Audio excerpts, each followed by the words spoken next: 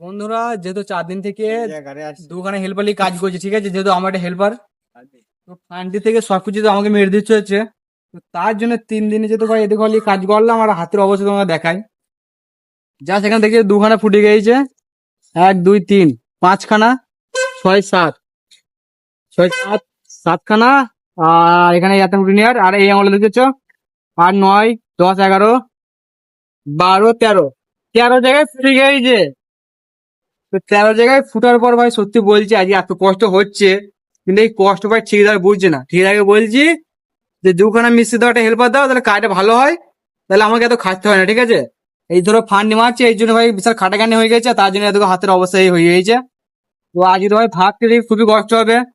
এমনিতে এখন থেকেই ভাই জ্বলছে, ঠিক আছে, পানি ঠেকলে জ্বলছে, মানে যা কিছু ঠিকই জ্বলছে। আবার ধরো ভাত খাবো, আরো ভাই মানে গাঁড় ফেটে গেছে, কিছু করার নাই।